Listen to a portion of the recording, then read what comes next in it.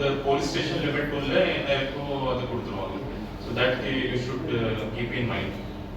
Single விண்டோல நான் apply பண்ணிட்டா sir, single window Suvidha separate video viewing team அவங்க வேலையே அதுதான். நீங்க பர்மிஷன் வாங்கிட்டாங்கன்னா அந்த லிஸ்ட் அந்த வீடியோ வியூவிங் டீமுக்கு போயிடும். அவங்க போய் அங்கே வீடியோ எடுத்துருவாங்க. எவ்வளோ சேர்ஸ் இருக்கா, எத்தனை ஸ்டேஜ்க்கு எவ்வளோ இது கொடுத்துருக்காங்களா, எத்தனை ஏசி இருக்கா, அதெல்லாம் ஒட்டிச்சு ஒரு சார்ட் இருக்கு அவங்க கிட்ட.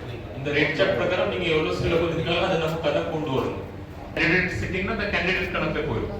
ஸோ அது there are different calculations. So அதனால நீங்க என்ன சொன்னாங்களே உங்களோட அந்த கிளாரிஃபிகேஷன் நான் இந்த சிஇஓ மேடம் மீட்டிங்ல ஒரு வாட்டி கேட்கிறேன். இந்த மாதிரி நீங்க ஸ்டார்ட் அண்ட் சுவிதா அது வந்து பிரையரா பண்றதா இருந்தா ஒரு யூனிஃபார்மான ஒரு ப்ரொசீஜர் சொல்லிட்டா அது எல்லாரும் ஃபாலோ பண்ணிக்கலாம். தேவையில்லாம அலிகேஷன் 6 நாள் கொடுக்க வேண்டி வரும்.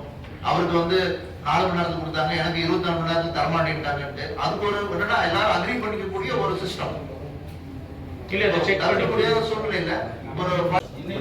பட் இனிமேனா நான் என்னோட அண்டர்ஸ்டாண்டிங் நீங்க சார் இப்போ லாஸ்ட் டைம் என்ன பண்ணுவோம் அப்படின்னா, ஃபார் எக்ஸாம்பிள் சார் சொன்ன மாதிரி நாளைக்கு மீட்டிங் அப்படின்னா நாங்க ஆன்லைன் அப்ளை பண்ண from the last day of nomination. So 7th அன்னைக்கு last day of 6th அன்னைக்கு last day of nomination இருக்கு.